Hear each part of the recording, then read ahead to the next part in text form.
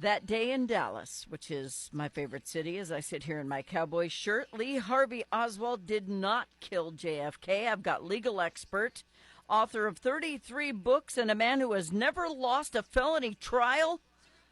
Right now on the live line, Robert Tannenbaum. Good morning, Robert. Good morning. Good to be with you. Good to have you. Because you know what? If I was elected president, the first things out of my mouth would be, I want to know secrets about the aliens. I want to know the JFK trials or the shooting. Those would be the first two things out of my mouth. Well, it would be because it's the single most important case right now facing us in the justice system is that we don't know who murdered the president in Dealey Plaza at 12:30 in the afternoon. Yeah. And we know who murdered Lincoln. We know the rest of this other things. But we're at a loss of how it could be that the truth at Dealey Plaza has escaped us, and it has to do a lot with the fact that the information the government has given us is simply knowingly contrived and predetermined conclusions through the pretense of a probe or called an investigation that the Warren Commission and the House Select Committee on Assassinations disregarded all the relevant evidence and particularly the exculpatory evidence with respect to anyone else. Yeah. So there you have it. I stood on the spot where JFK was murdered, and I just got chill bumps thinking about it because you feel some kind of way when you stand there. There's an X on the street, so you can stand there and have your picture taken. But right. I started looking, at the windows of the museum across the street. I started looking around. I looked at the bushes. I looked everywhere, and I was like, there's no way that guy did that. So how has no one said anything? It's a great question. I asked that of Lou Stokes, who was the chairman of our committee, when he made it very clear that the committee now, no longer, after 4 months of investigation in 1977, in January of 77 is when we started this probe of the House Select Committee. It was a select committee, therefore it had a 2-year life. And he said, when we had a major breakthrough here, major breakthrough was that the CIA would have attempted to obfuscate our entire investigation, never told the truth, created phony arguments, and some of which they allege were scientific in nature, which I'll get to in a moment if you wish. But I said, why? The evidence is overwhelming here. You read the book, That Day in Dallas, you understand it's not anything that Richard Sprague Sprague, of course, was the chief counsel to the committee at the time. He was Mr. Philadelphia, ran the DA's office in Philadelphia. He's the only prosecutor who actually prosecuted more cases than I. When I was in the DA's office in Manhattan, working for legendary DA Frank Hogan, I ran the Homicide Bureau and the criminal courts, and I was in charge of the legal training of the staff. So I said to Lou Stokes, when he said the majority of the committee is no longer going to support you, I had two subpoenas. One was to determine whether or not the CIA, that's just how much evidence we had, all of which I explained to him and the committee, what the evidence showed that the CIA played a role. And that was told to me by Richard Schweiker, the Senator Richard Schweiker, the Republican, who was part of the Senator Church Committee in the mid-'70s. And Schweiker told me the first week I was in Washington that, again, the CIA would do exactly what they did, interfere with the investigation.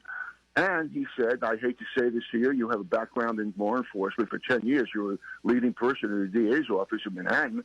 And the CIA was responsible for the murder of the president.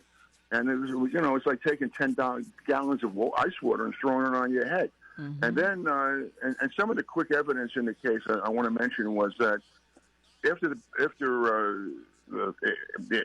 Bay of Pigs fiasco, JFK fired Alan Dulles, who was then the head of the investigation and the botched story of what happened at the Bay of Pigs in the Cuban episode in '61.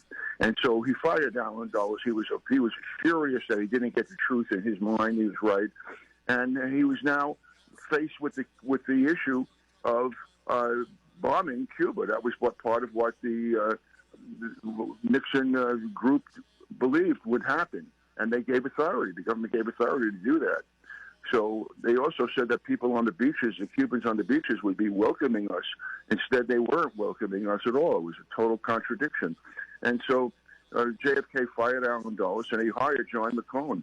And McCone, on March 3rd, wrote a document to James Rowley, who was chief of the Secret Service, because they were concerned basically with leaks that were coming out that indicated that Oswald was a contract employee since 1957 at Atsugi Air Force Base, manning and watching all these U-2 flights, the surveillance flights, and one of which was shut down. And Gary Powers was the pilot on that plane, you may recall. And the government figured for sure that there was a mole in the government because no one else would have the information to not only take down a plane, but to put one up as well. Mm-hmm. So they used Oswald as the person. So for 1957, he was at Atsugi Air Force Base, and then they turned him and used him to try and get the mole by having him have a fake turnaround that he was no longer going to be a citizen of America and so on. It didn't work. But McCone, in his document that he wrote about the leaks, he said that he was very concerned that the wrong persons could lead the media to erroneously claim that the CIA and perhaps others were directly involved in what they called the Dallas action. This was written down by the head of the CIA now. And he writes a two-page letter at the top of the sixth paragraph in that letter. He writes, while the persons involved in the assassination were in the employ of the CIA as well as the FBI. Imagine that. While the persons involved in the assassination were in the employ of this agency as well as the FBI, it's impossible to maintain full 24-hour-a-day responsibility and that sort of thing. And President Truman, on December 22nd, 1963, wrote a scathing article about the CIA, and he blamed himself. One of the worst things he said he did was permit the Office of Strategic Services, OSS, our intelligence wing during the war, World War II, to morph into the CIA. Why? He wrote, because it's become operational, and at times it forms a policy, and it is not subject to oversight. And it's caused several explosive areas, and it's compounded our foreign policy and embarrassed our country. So the bottom line to all this is that Lou Stokes said to me, when I said, all this evidence is out there, Lou, again, he was from Cleveland, Ohio, and his brother was Carl Stokes, the mayor of Cleveland, and they put Lou in office as a federal person because they wanted to get that federal money, which they did.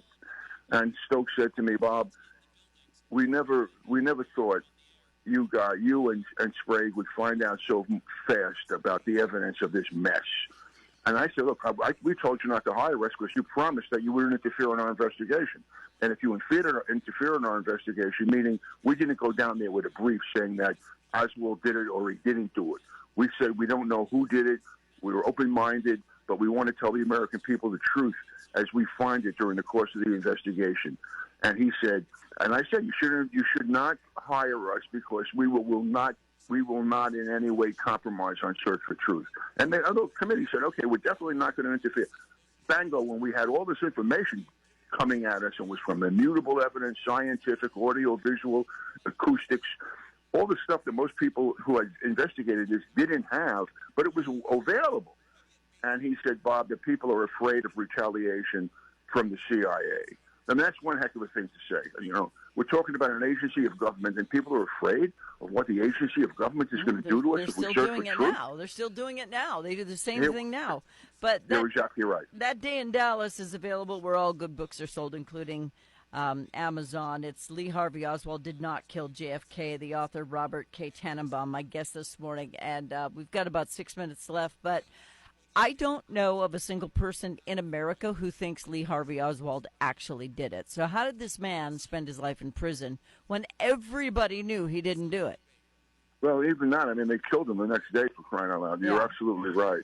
So the truth is that the government's position has been that there were 3 shots fired from the back, for example. Let me give you an example of the absurdity of the government's position and the dishonesty of it, as I indicated. I mean, it's a contrived, predetermined conclusions what they were working with on these kinds on a pretense invested probe. It was a pretense probe. It was phony. And what they said was there were 3 shots fired from the back. One shot hit JFK in the 5-6 inches, according to autopsy, all of which is in the book, by the way, all this evidence. Mm-hmm. And they were two flurries of shots, the witnesses said at the scene. And the first flurry, what they said were 2 or 3 shots. Well, we know from the science it was really 3 shots. But they were right on the money. They said it happened very quickly, and it was 2.6 seconds it happened. The whole thing happened in 8.3 seconds.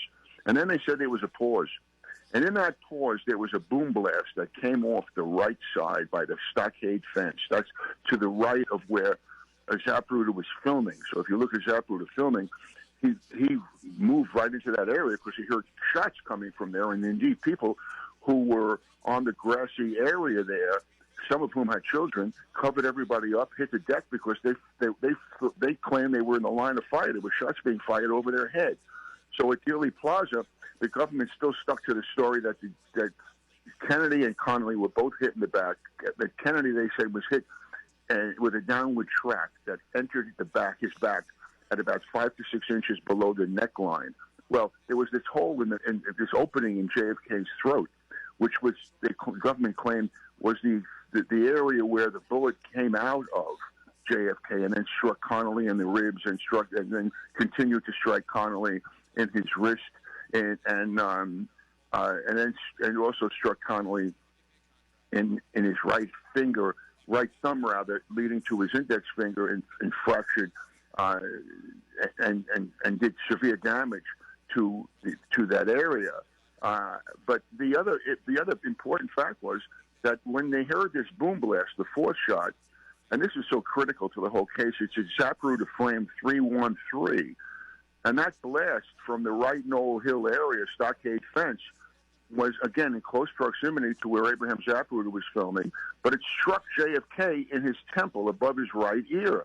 And that shot, I'm sure you've seen this many times, that shot caused JFK's head to violently snap back and to the left, leaving him immobile, bodily depressed, and slumped dead in his wife's right shoulder. Well, poor Jackie. If his head violently snapped back, there was no way the government's case made any sense, because the government's claiming he was shot 3 times from the back. Well, how do you shoot somebody in the back of the head and see the back of the head go backwards? Yeah.